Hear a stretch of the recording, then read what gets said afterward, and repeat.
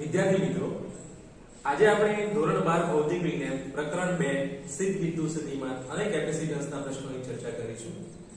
અગાઉ આપણે સમાંતર પ્લેટ કેપેસિટર માટે કેપેસિટન્સ જે છે C એપ્સિલોન 0 A/d સમીકરણ મેળવ્યું. હવે એ કેપેસિટન્સ જ્યારે ડાઇલેક્ટ્રિક મૂકવામાં આવે છે બે પ્લેટોની વચ્ચે ત્યારે કેવી રીતે બદલાય છે એ આપણે અહીંયા સમજૂતી મેળવી. તો આગળની જે સ્થિતિ છે એના માટે આપણે જનરલી વિચારી લઈએ કે આ જે પ્લેટ છે એનું ક્ષેત્રફળ a છે અને આ બે પ્લેટો વચ્ચેનું જે ડિસ્ટન્સ છે એ d છે, સ્મોલ d. હવે આની વચ્ચે જ્યારે હવા હોય અથવા શૂન્ય અવકાશ હોય ત્યારે આનું કેપેસિટન્સ મેળવવા માટે આપણે આ મેથડનો ઉપયોગ કર્યો હતો કે અહીંયા જે કેપેસિટન્સ છે એ શોધવા માટે આપણે C બરાબર q ડિવાઇડેડ બાય d અને v આપણે મેળવી લાયા. q જે છે એ આ પ્લેટ ઉપરનો વિદ્યુત ભાર છે, આ પ્લસ q વિદ્યુત ભાર ધરાવે છે, આ માઈનસ q વિદ્યુત ભાર ધરાવે છે. v ની ગણતરી કરવા માટે આપણે અહીંયા વિદ્યુત ક્ષેત્રનો ઉપયોગ કર્યો હતો. તો વિદ્યુત ક્ષેત્ર જે છે એ કેટલું હોય છે બે પ્લેટોની વચ્ચે? તો એની આપણે ગણતરી કરી હતી કે ધન વિદ્યુત ભારમાંથી વિદ્યુત ક્ષેત્ર બહાર નીકળે, ઋણ વિદ્યુત ભારમાં વિદ્યુત ક્ષેત્ર એન્ટર થાય અને આ બંને ક્ષેત્રો પરિણામી વિદ્યુત ક્ષેત્ર E કેટલું મળે? તો કે E નો જવાબ જે છે એ sigma by 2 epsilon 0 plus sigma by 2 epsilon 0 અને આનું સાદુરૂપ આપી તો એનો જવાબ મળતો હતો સિગ્મા બાય એપ્સિલોન 0 જે આની અંદરના વિસ્તારમાં મળતો હતો અને એને આપણે શૂન્ય અવકાશ છે બરાબર, તો એ માટે E0 તરીકે ઓળખી લઈએ. તો E0 નો જવાબ સિગ્મા બાય એપ્સિલોન 0 મળતો હતો. હવે તમારે V મેળવવો છે તો V મેળવવા માટે આપણે સમીકરણ આગળ આવું ભણ્યા હતા, E બરાબર -dV/dr. તો mod dV by dr. dr એટલે બે વચ્ચેનું અંતર છે અને dV એ આ બે પ્લેટો વચ્ચેના સ્થિતિમાનનો તફાવત છે. તો એની જગ્યાએ હું V મૂકી દઉં અને dr એ બે પ્લેટો વચ્ચેનું અંતર, તો એની જગ્યાએ d મૂકી દઉં. તો સમીકરણ બને છે આની ઉપરથી V બરાબર E × d. અને આ જે ઇક્વેશન બનેલું છે એમાં E ની કિંમત ભરી દઈએ તો સિગ્મા બાય એપ્સિલોન 0 × d. અને હવે સિગ્મા શું છે? તો સિગ્મા એ પૃષ્ઠ ઘનતા છે અને આનું ક્ષેત્રફળ a હોય અને વિદ્યુત ભાર q હોય તો સિગ્મા નો જવાબ શું થશે? સિગ્મા બરાબર q બાય a. બરાબર, તો આની જગ્યાએ q બાય a મૂકી દઈએ તો q બાય a અહીંયા d છે અને એપ્સિલોન 0 ભાગાકાર l. તો v નો જવાબ આ v ની કિંમત આમાં ભરી દઈએ તો કેપેસિટન્સ શું થશે? કેપેસિટન્સ C બરાબર q બાય v એટલે q ભાગાકારમાં qd અને a એપ્સિલોન 0 ઉપર જતા રહેશે a એપ્સિલોન 0. તો કેપેસિટન્સ નો જવાબ મળ્યો એપ્સિલોન 0 a બાય d. હવે આ જે કેપેસિટન્સ છે આના હું C0 તરીકે ઓળખી દઉં, શૂન્ય અવકાશ માટેનું છે. આ સમીકરણ ઓલરેડી આપણે આગળ મેળવી ચૂક્યા છીએ. હવે અહીંયા આ સમીકરણથી આગળ જઈ જ્યારે બે પ્લેટોની વચ્ચે ડાઇલેક્ટ્રિક સ્લેબ મૂકવામાં આવે, ડાઇલેક્ટ્રિક ચોસલો આની અંદર ગોઠવી દેવામાં આવે ત્યારે કેપેસિટન્સમાં શું ફેર પડે છે એ આપણે અહીંયા સમજવા માંગીએ છીએ. તો શું થશે? આગળ તમે જોયું હતું કે જ્યારે ડાઇલેક્ટ્રિકના આની અંદર મૂકીએ છીએ બાહ્ય વિદ્યુત ક્ષેત્રની અંદર તો શું થતું હતું? તો એની અંદર ડાયપોલ મોમેન્ટ પ્રેરિત થતી હતી અને આ જે ડાયપોલ મોમેન્ટ છે ધારો કે આ રીતે બનતી હોય, અહીંયા તમે સમજો કે આ એક ડાયપોલ મોમેન્ટ, આ બીજી ડાયપોલ મોમેન્ટ, ત્રીજી ડાયપોલ મોમેન્ટ. તો આ રીતે ધન અને ઋણ વિદ્યુત ભારો અહીંયા negative positive negative positive negative positive negative positive. તો શું થાય છે?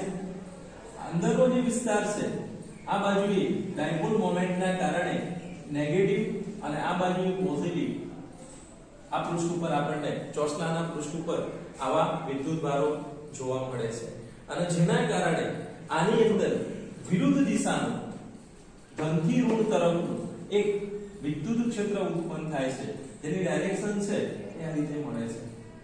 બાહ્ય ક્ષેત્ર કઈ દિશામાં છે? તો બાહ્ય ક્ષેત્ર ધનથી ઋણ તરફની દિશામાં છે. આ બાહ્ય ક્ષેત્રની દિશા છે, આ અંદરના ક્ષેત્રની દિશા છે. આને હું E0 કહી દઉં અને આ જે છે એને હું E કહી દઉં. તો પરિણામી વિદ્યુત ક્ષેત્ર કેટલું પ્રાપ્ત થશે આપણને અહીંયા? તો પરિણામી વિદ્યુત ક્ષેત્ર જે મળશે એ E માંથી અથવા E0 માંથી E ને બાદ કરીએ એટલું થશે. તો આ નેટ વિદ્યુત ક્ષેત્ર થયું જેને આપણે E તરીકે ઓળખીએ. હવે શું થાય છે અહીંયા બીજું પણ સમજતા રહેજો તમે કે જ્યારે તમે આ જે સપાટી છે સ્લેબની, બરાબર, જેની જાડાઈ પણ d જેટલી જ વિચારેલી છે, એટલે એની ઉપર પૃષ્ઠ ઘનતા જે ઉત્પન્ન થાય છે એનું નામ હું અહીંયા પ્રેરિત જે પૃષ્ઠ ઘનતા છે એના સિગ્મા p તરીકે ઓળખું. તો સિગ્મા p શું બતાવે છે? ડાઇલેક્ટ્રિક જે સ્લેબ છે પર પ્રેરિત થતી પૃષ્ઠ ઘનતા છે. પૃષ્ઠ ઘનતા એટલે અહીંયા વિદ્યુત ભારની પૃષ્ઠ ઘનતા સમજવાની છે. હવે આ સિગ્મા p છે, સપાટી ઉપર જે વિદ્યુત ભાર છે એની પૃષ્ઠ ઘનતાને સિગ્મા કીધી. પ્લેટ ની સપાટી પર વિદ્યુત ભાર પૃષ્ઠ ઘનતા, આ બંને ઘનતાઓ તમારે ધ્યાનમાં લેવાની છે. તો અહીંયા પરિણામી વિદ્યુત ક્ષેત્ર કેટલું મળે છે? જે પરિણામી વિદ્યુત ક્ષેત્ર છે એ કેટલું થશે અહીંયા? E0 E. ચલો E0 શું છે? E બરાબર E0 ની જગ્યાએ શું લખી દઉં? તો E0 નો જવાબ આપણે આગળ ઓલરેડી લખેલો છે, સિગ્મા અપન epsilon 0 minus E in. E in એટલે અંદરના વિસ્તારમાં ઉદ્ભવતું વિદ્યુત ક્ષેત્ર કેટલું થશે? Sigma p by epsilon 0. કારણ કે કોના કારણે ઉત્પન્ન થાય છે? આ જે ધન વિદ્યુત ભાર અને આ બાજુમાં જે ઋણ વિદ્યુત ભાર સ્લેબ ઉપર ઉત્પન્ન થાય છે, પ્રેરિત થાય છે, એના કારણે મળે છે. તો આ વિદ્યુત ક્ષેત્ર થયું અને આ વિદ્યુત ક્ષેત્ર આપણે આ રીતે લખી શકીએ, sigma minus sigma p by epsilon 0. હવે મિત્રો આની એક લાંબી ગણતરી આવતી છે, બરાબર, એ કાઢી નાખી છે અહીંયા. અને સિગ્મા માઈનસ સિગ્મા p ના સંદર્ભમાં આ એક બાબત અહીંયા ક્લિયર કરેલી છે કે ડાયરેક્ટલી લખેલું છે. સિગ્મા માઈનસ સિગ્મા p જે છે એ કોની સાથે સંબંધ ધરાવે છે? તો આ જે સિગ્મા p નો જે જવાબ છે, સિગ્મા p જે ઉત્પન્ન થાય છે એ સિગ્મા p કોના કારણે મળે છે? તો કે બાહ્ય ક્ષેત્રના કારણે. હવે બાહ્ય ક્ષેત્ર જેટલું વધારે હશે એનો મતલબ કે આ સિગ્માનો જવાબ જેટલો મોટો હશે, બરાબર, તો એના કારણે ઉદ્ભવતું પ્રેરિત પૃષ્ઠ ઘનતાનો જે જવાબ છે એ પણ આપણને એ પ્રમાણે મોટો મળશે. તો સિગ્મા માઈનસ સિગ્મા p નો જે રિલેશન છે, સિગ્મા માઈનસ સિગ્મા p, આ જે છે એ સિગ્મા સાથે સમપ્રમાણતાનો સંબંધ ધરાવે છે. અને જો આવું હોય તો આ સમપ્રમાણતાની નિશાનીને કાઢી નાખી આપણે આવું લખી શકીએ, sigma minus sigma p is equal to sigma, અને ભાગાકારમાં હું જે k લખેલો છે એ 1/k અહીંયા અચળાંક છે, જ્યાં k નો જવાબ, k શું બતાવે છે? ડાઇલેક્ટ્રિક અચળાંક છે, અને જેનો જવાબ ગ્રેટર ધેન 1 હશે. અહીંયા કેમ ગ્રેટર ધેન 1 હશે એ પણ તમે સમજી શકો છો. જો સિગ્મા માંથી સિગ્મા p બાદ કરી તો એ પણ સિગ્મા કરતા તો નાનું થવાનું છે, અને નાનું ક્યારે થાય? k નો જવાબ 1 કરતા મોટો હોય ત્યારે. તો આ બાબત ધ્યાનમાં રાખીશું કે ડાઇલેક્ટ્રિક માટે આ જે અવાહક પદાર્થ અંદર મૂકેલો છે, સ્લેબ મૂકેલો છે, એના માટે આ જે અચળાંક લીધેલો છે કે એ 1 કરતા મોટો હશે, બરાબર. તો હવે મિત્રો આની જગ્યાએ શું લખી શકાય? આ જે લખેલું છે અહીંયા સિગ્મા માઈનસ સિગ્મા p, એની જગ્યાએ શું લખી શકાય? તો એની જગ્યાએ સિગ્મા બાય k લખી શકાય. અને સમીકરણ શું બન્યું? તો કે E નું સમીકરણ અહીંયા તૈયાર થયું, sigma by k epsilon 0. Same એ જ રીતે આપણે v નું સમીકરણ બનાવીએ જેમ અહીંયા બનાવ્યું છે. તો શું કરતા હતા, અહીંયા E0 * d કર્યું તો અહીંયા E * d કરીએ તો વિદ્યુત સ્થિતિમાન કેટલું મળે, આ બે પ્લેટો વચ્ચેના સ્થિતિમાનનો તફાવત કેટલો મળે ડાયલેક્ટ્રિક સ્લેબની હાજરીમાં, તો V = E d. આ જે V = E d સમીકરણ છે એમાં E ની કિંમત ભરી દઈએ તો sigma by k epsilon 0 into d. હવે આની અંદર મિત્રો હજી આપણે એપ્સિલોન ની કિંમત ભરી દઈએ તો એપ્સિલોન શું છે, તો એપ્સિલોન પૃષ્ઠ ઘનતા છે, પૃષ્ઠ ઘનતાનો જવાબ q / a જેટલું છે તો q d by k epsilon 0 a આવું લખી શકાય. અને હવે આ જે v છે અને આનો જે સમીકરણ છે કેપેસિટન્સ નું એનો આપણે અહીંયા ઉપયોગ કરીએ તો કેપેસિટન્સ C બરાબર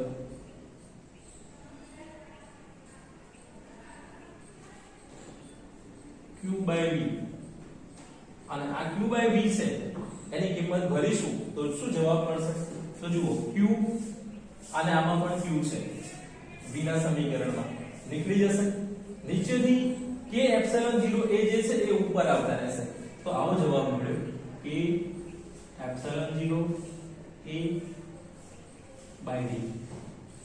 હવે તમે આ બે જે જવાબો છે આને કમ્પેર કરો, એક આ આન્સર અને એક આ આન્સર. આ બે જવાબોને આપણે અહીંયા કમ્પેર કરીએ છીએ તો શું જોવા મળે છે, તો અહીંયા C0 નો જવાબ એપ્સિલોન 0 a by d મળતો હતો, અહીંયા C નો જવાબ છે એ k epsilon 0 a by d મળે છે. તો શું લખી શકાય આની અંદરથી, તો આની જગ્યાએ C0 ભરી દઈએ તો C નો જવાબ શું બને, C નો આન્સર શું થશે અહીંયા C = k C0 જ્યાં C0 શું છે, C0 એ જ્યારે હવા હતી અથવા શૂન્ય અવકાશ હતો એ વખતનું કેપેસિટન્સ છે. તો આની ઉપરથી તમને k નો જવાબ મળ્યો k = C by C0. તો ડાઇલેક્ટ્રિક ની હાજરીમાં કેપેસિટન્સ ભાગ્યા શૂન્ય અવકાશમાં કેપેસિટન્સ એ જ કેપેસિટર માટેની વાત છે. એ બંનેનો જે ગુણોત્તર છે એ ડાઇલેક્ટ્રિક અચળાંક આવે છે, એટલે આને કોઈ એકમ નહીં હોય. પહેલી વસ્તુ બે એક જેવી રાશિઓનો ગુણોત્તર થાય છે માટે આને કોઈ એકમ નથી. બીજી રીતે આની વ્યાખ્યા એ રીતે આપવામાં આવે છે કે માધ્યમની પરમિટિવિટી, માધ્યમ જે છે માધ્યમની પરમિટિવિટી ને આપણે એપ્સિલોન વડે બતાવીએ અને શૂન્ય અવકાશ માટે એને આપણે એપ્સિલોન 0 વડે બતાવીએ. તો અહીંયા જે k છે એની જગ્યાએ આપણે આવું પણ લખી શકીએ મિત્રો, epsilon d by epsilon a by d બરાબર. જ્યાં k એપ્સિલોન 0 ને આપણે શું કહીશું, k એપ્સિલોન 0 જે છે એને આપણે માધ્યમની પરમિટિવિટી તરીકે ઓળખીશું. અને આની ઉપરથી જે સમીકરણ બને છે k નું, k = એપ્સિલોન by એપ્સિલોન 0. તો આનું નામ આપણે ડાઇલેક્ટ્રિક અચળાંક કહીએ છીએ. શું કહીએ છીએ ને, માધ્યમનો ડાઇલેક્ટ્રિક અચળાંક. અને વ્યાખ્યા રીતે અપાય છે, માધ્યમની પરમિટિવિટી અને શૂન્ય અવકાશની પરમિટિવિટીનો જે ગુણોત્તર છે એ આપણને ડાઇલેક્ટ્રિક અચળાંક આપે છે. તો ડાઇલેક્ટ્રિક પદાર્થો માટે આ k નો જવાબ હંમેશા માટે 1 કરતા મોટો હશે. બરાબર. કોના માટે, ડાઇલેક્ટ્રિક પદાર્થો માટે. શૂન્ય અવકાશ માટે k નો જવાબ 1 મળે છે. આ ટૂંકા પ્રશ્નોમાં પૂછાય છે.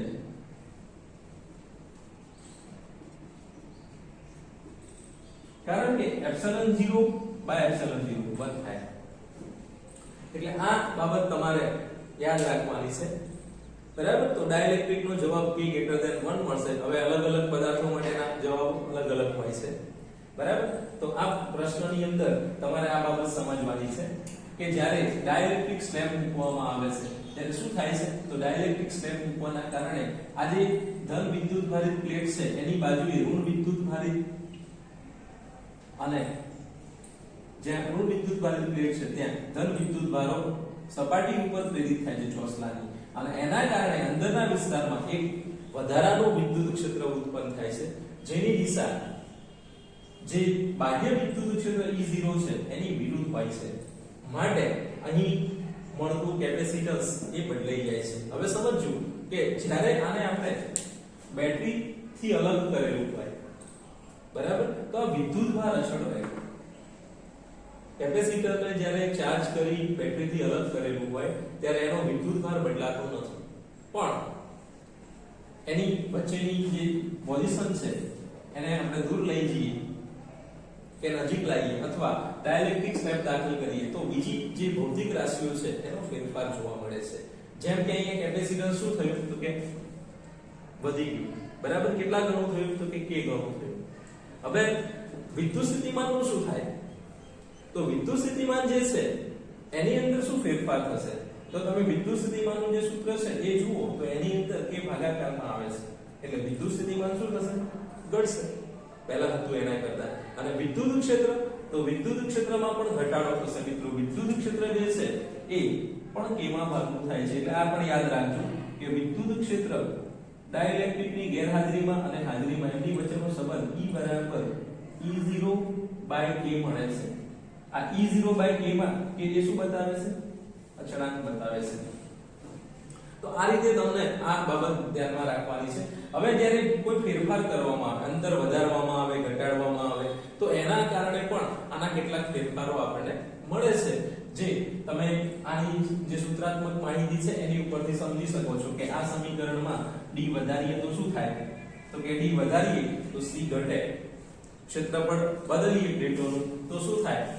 તો એની અંદર આપણને એનો ઘટાડો કરીએ તો C નો ઘટાડો થાય. હવે ચલિત કેપેસિટર જે હોય છે ને એની અંદર મિત્રો આ બાબત ધ્યાનમાં રાખવામાં આવે છે કે અસરકારક જે ક્ષેત્રફળ છે બે પ્લેટોની પોઝિશન પ્રમાણે એ બદલાતું હોય છે, અને માટે એ ચલિત કેપેસિટર તરીકે ઓળખાય છે, જેનો ઉપયોગ આપણે રેડિયોની અંદર કરતા હોઈએ છીએ. તો એ કેપેસિટન્સ જે છે, હવે કોઈ પણ પ્રકારનું કેપેસિટર હોય, કે પછી ગોળાકાર કેપેસિટર હોય, નળાકાર કેપેસિટર હોય કે સમાંતર પ્લેટ કેપેસિટર હોય, બરાબર, એ બધાને આ બધી બાબતો લાગુ પડતી હોય છે.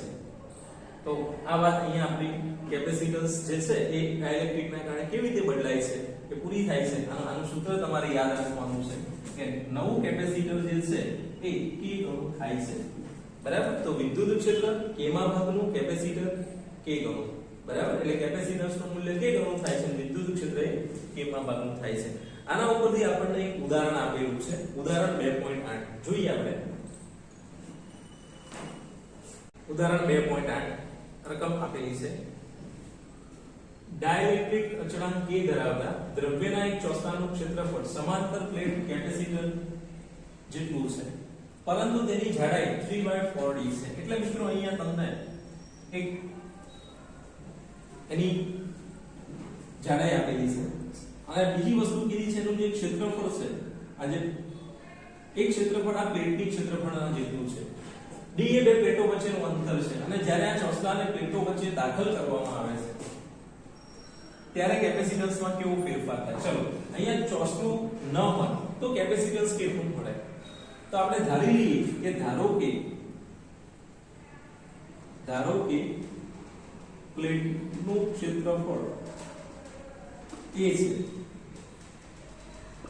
બરાબર, અને બે પ્લેટો વચ્ચેનું જે અંતર છે એ આપણને અહીંયા આપેલું છે D. આ બે બાબતો આપણે અહીંયા લઈ લઈએ. ડાઇલેક્ટ્રિકની ગેરહાજરીમાં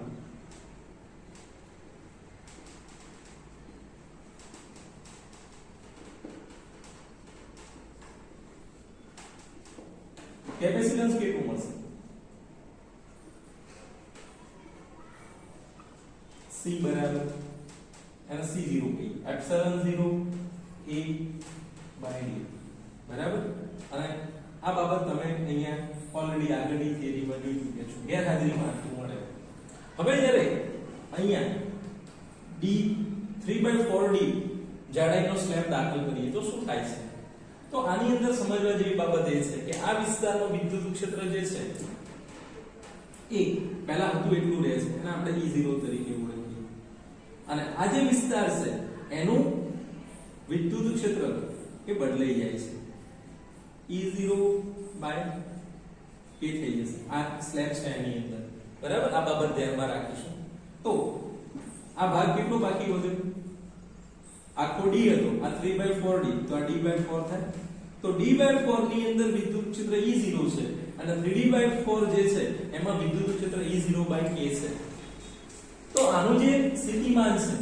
એ ચેન્જ થઈ જશે હવે જુઓ આ જે સમીકરણ છે એ આપણે ડાયરેક્ટલી એક ક્ષેત્રફળ અને d અંતર હોય બંને વચ્ચે એના માટે વાપરીએ છીએ મેળવવા માટેની મેથડ તો તમને ખબર છે આ સમીકરણ પરથી આપણે આગળ વધ્યા હતા c q/v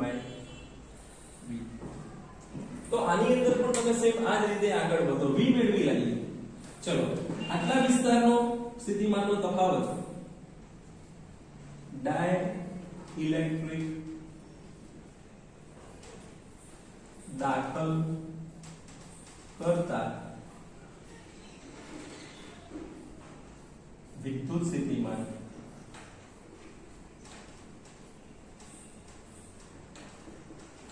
v જે છે એ v1 v2 ઉપરથી મળશે આના માટે v1 કહીએ અને આના માટે v2 કહીએ ચલો v1 કેટલું થાય તો v બરાબર ed સમીકરણ જે છે E0 અને અહીંયા d1 અહીંયા પ્લસ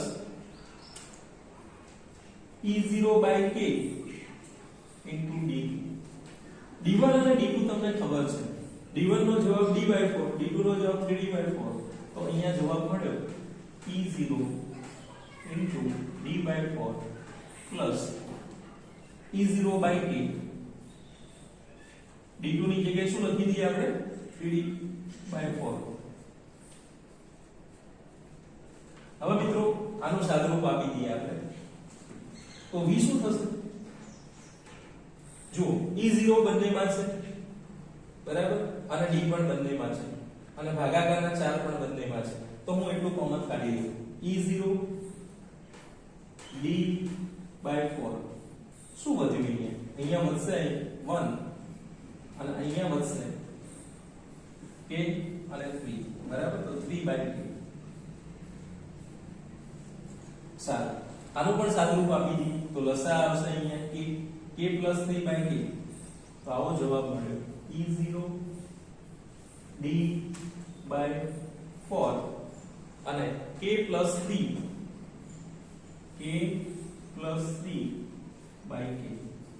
આ થયું v નું સમીકરણ હવે v નું સમીકરણ તમારી જોડે આવી ગયું હોય તો એની ઉપરથી તમારે આ જે સમીકરણ મેળવવું હોય c વાળું તો q નો જવાબ તમને ખબર છે q એ q તરીકે લઈએ છીએ આપણે બરાબર તો આનું જે સમીકરણ છે એ કન્વર્ટ થઈ જશે અને આ E0 ની જગ્યાએ શું લખી દઈએ આપણે E0 એટલે સિગ્મા અપન એપ્સિલોન 0 તો આ રીતે સિગ્મા બાય એપ્સિલોન 0 d/4 તો હતા જ અને k + 3/k હજી આનું થોડુંક સાદુરૂપ આપી દઈએ તો v નો જવાબ થશે v સિગ્મા ની જગ્યાએ શું લખાય q/a d ભાગાકારમાં epsilon 0 into 4 k + 3/k હવે જુઓ આમાંથી જે પદો છે એને ક્રમમાં ગોઠવી દઈએ આપણે તો 4 ના પહેલા લખીએ એપ્સિલોન 0 a અને k આપણે આ રીતે આપણે ગોઠવીએ તો હવે કેપેસિટન્સ શું થશે કેપેસિટન્સ c બરાબર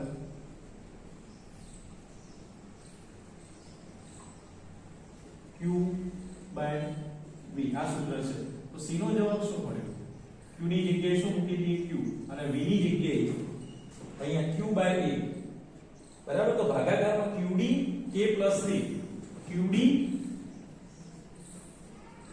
k plus 3 અને a epsilon 0 4k જે છે એને આપણે ઉપર લઈ લઈએ a epsilon 0 4k હવે જો આમાં q નીકળી જશે અને c નો જવાબ બનશે અહીંયા 4k ને આગળ લખી દઈએ 4k epsilon 0 a ભાગાકારની અંદર d k plus a તો k plus a ને આગળ મૂકી દઈએ અને અહીંયા d લખી દઈએ હવે જુઓ આ પાછળનો જે પોર્શન છે આ જે epsilon 0 a by d આ આપણને સ્લેબની ગેરહાજરીમાં કેપેસિટન્સ આપે છે તો c બરાબર 4k divided by k plus 3 into c હવે આ જે c છે એને આપણે c0 કીધેલા છે તો આ c0 તો આની ઉપરથી શું સ્ટેટમેન્ટ લખે ડાઇલેક્ટ્રિક સ્લેબ દાખલ કરવામાં આવે ત્યારે મળતું નવું કેપેસિટન્સ જે છે એ 4k divided by k plus 3 ઘણું થાય છે બરાબર તો આ બાબત અહીંયા ધ્યાનમાં રાખીશું અહીંયા વિદ્યુત ભાર અચળ રહેશે q બદલાતો નથી q અચળ રહેશે અને જે c છે એ c એટલે capacitance c A 4k divided by k plus 3 ઘણું મળે છે તો નવા કેપેસિટન્સ ના મૂલ્યમાં આ રીતે ફેરફાર થાય છે જો આખે આખો સ્લેબ નાખી દીધો હોત તો d જાડાઈ તો જવાબ શું થાય તો જવાબની અંદર અહીંયા આ જે 4k by k plus 3 મળે છે આ ગુણક એની જગ્યાએ માત્ર k આવે બરાબર તો એ પણ ધ્યાનમાં રાખીશું આપણે આના પછી કેપેસિટરોનું શ્રેણી અને સમાંતર જોડાણનો મુદ્દો આવે છે જે આપણે નેક્સ્ટ વખતે જોઈશું